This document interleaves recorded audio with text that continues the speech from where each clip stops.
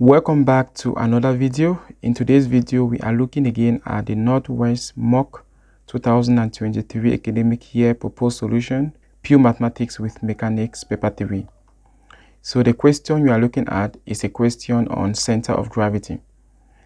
The question reads, ABC is a uniform square of side A glued to a right angle triangle BCD with BC equals to X. Given that the center of gravity of the composite body ABCDE lies on BD, show that X is equals to A root 3, hence or otherwise, determine the distance of the center of gravity from the side AC. So we have a square of side A and we have a triangle and the two shapes are glued together. And we have been told that the center of gravity lies along BD. That means we have the X coordinate of the center of gravity of this entire shape to be distance A from AE. Now we have been asked to use that idea and show that X is equals to A root 3 and then continue and find the distance of the center of gravity along AC. So the Y coordinate of the center of gravity. Now to begin with, consider this figure. This is a square and this is a triangle. I'm going to divide this shape into two shapes of known center of gravity, which is square and triangle. Now, this is a square, and the center of gravity of a square lies at its center. Let me call that point G1, and the coordinate, of course, will be half A from AE and half A from AB, because I'm looking for the center of gravity from the side AE and from the side AC. So this is the center of gravity of the square. Now moving on to the right angle triangle. The center of gravity of a right angle triangle is at a distance 1/3 way away from the right angle. So if I come to this point, I will have G2 and the X coordinate of the center of gravity of that triangle will be the distance A then plus 1/3 X. And the Y coordinate will just be 1/3 of this height, which is 1/3 A. Now let me call G the center of gravity of the entire shape where the square and the triangle are glued together. And I have been told that the x-axis of that center of gravity is A. So the coordinate of G would be A, Y bar, because I don't know the Y coordinate of the center of gravity. In fact, that is the B part of the question. I will let X bar, Y bar to be the position of the center of gravity from the side AE and AC respectively. So this means that X bar is equals to A because that is the distance of the center of gravity of the entire shape from AE. Now, and let lambda be the weight per unit area. I am assuming that the shape is having a uniform density, so the weights are evenly distributed throughout the shape. Now let me draw a table like this one, and on the header of the table I'll be having the portion. Which portion am I dealing with? I'll have the weight of that portion, the X coordinate of the center of gravity from AE, the Y coordinate of the center of gravity from the side AC, then the moment of the weight along that X coordinate, the moment of the weight along the Y coordinate. Now I'll be having the portion. The first portion will be the square, the second portion, the triangle, and the third portion, which is the portion of interest, the entire shape where the square and the triangle are glued together.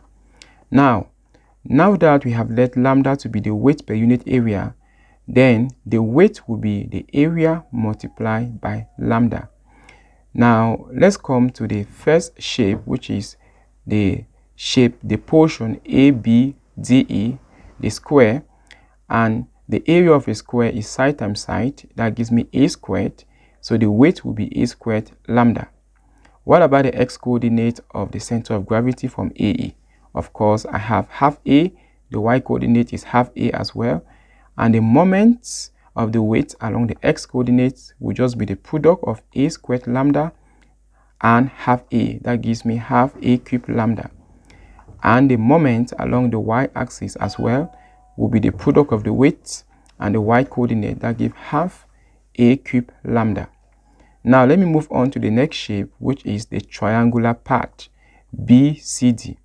Now on the triangular part, the width will be the area of the triangle multiplied by lambda, and the area of a triangle is half times the base and the height, or base times height divided by 2. So the area of a triangle will be half AX then times lambda to obtain the width. And the x coordinate of G from AE, I obtain it at A plus 1/3 x, y coordinate 1/3 A. Then the moment of the width about the x coordinates will just be the product of the width and that distance of the center of gravity from AE. So this is the product of these two terms. The space is not really big, but I will just squeeze it out this way. I'm multiplying half AX lambda by A plus 1/3 x. Then the moment of the weight about the y-axis will be this weight multiplied by 1/3 A. So I have this. Now coming up now to the entire lamina, which is ABCD, the weight will be the sum of the individual weight of these parts. So I'm adding A squared lambda to half AX lambda. And the x coordinate of G from AE was given as A. So, and the y coordinate is y bar. I don't know. In fact, that is a B part of the question. Then, now for their moment, I will sum these two, the moment along the x-axis. So this is the sum of this moment. And here I have the sum of the moment about the y coordinate. Now let me take moment about AE. If I take moment about AE so that I can find the value of x, then I'll have that the sum of the moments about the x coordinate is equals to x bar multiplied by the sum of the weight. I hope all of you are aware of this formula. So I am going to apply it. The sum of the weights will just be A squared lambda, then plus half AX lambda. And then the sum of the moment about the x coordinates will be the sum of these two terms. So let me sum these two terms, which is 1/3 A cubed lambda. I add it to half AX lambda into A plus 1/3 x is equal to x bar, which is A multiplied by the sum of the weights, which is A squared lambda plus half AX lambda.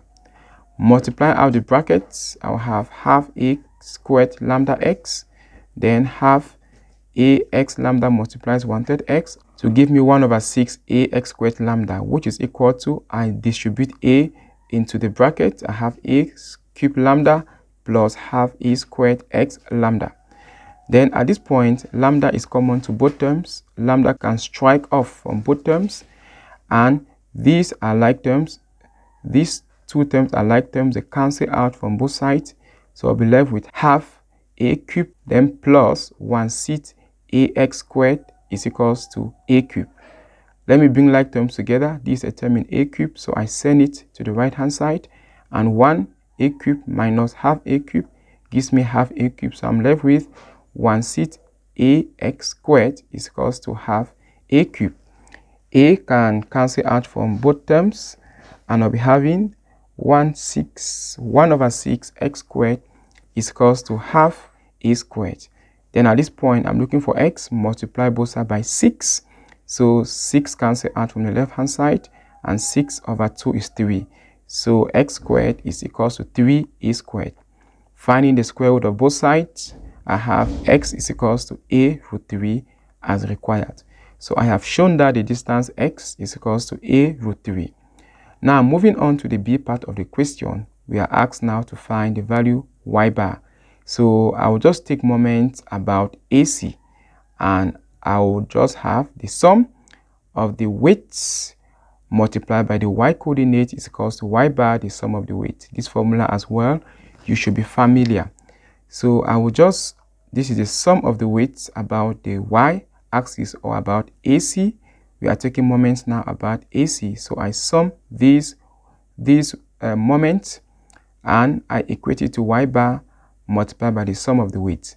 So I sum these two, half A cubed lambda plus half AX lambda into 1/3 A is equals to y bar multiplied by the sum of the weights. So here is the sum of the weight, a squared lambda plus half ax lambda. Now here lambda is common to both terms, so lambda can strike off and I'm left with this equation.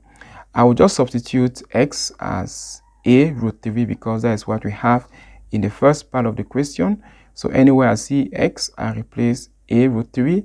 So I'll be having 1 over 6 a squared into a root 3 is equal to y bar a squared plus half a times a root 3. Substitute it here.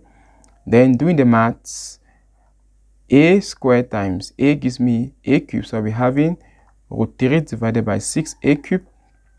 Then doing the math here, 2a times a gives a squared. So we're having root 3 over 2 times a squared. Then at this point, I will realize that I can factor out a cubed from the first term and a squared from this term on the right hand side. So a cubed from the terms on the left hand side, I'll be left with half plus root 3 on 6 is equals to a squared times y bar into 1 plus root 3 over 2. Then at this point here, I just find the LCM of two of these two fractions. Then I'll be having an a squared cancels out from both terms. I'm left with a. Then here I have a 3 plus root 3 divided by 6 is equal to y bar into 2 plus root 3 divided by 2 after finding the LCM. All I'm left to do now is to divide both sides by 2 root 3 divided by 2. So at this point now, I will divide. So y bar will be equals to a into 3 plus root 3 divided by 6 divided by 2 plus root 3 divided by 2. So I change the sign to multiplication and reciprocate the fraction. So 2 can divide 6, which is 3 times, and I rearrange it. So y bar will be a into 3 plus root 3 divided by 3 into 2 plus root 3. So this is the distance of the centroid from AC, or the y-coordinate of the distance of the centroid from AC. Now we have come to the end of the solution, and I hope you have grabbed some ideas from this solution. So if you do have any questions or suggestions or corrections, please feel free to leave it down there in the comment section, and I'll come and read them and reply to the most that I can. So thank you so much for your time and patience, and do have a nice day.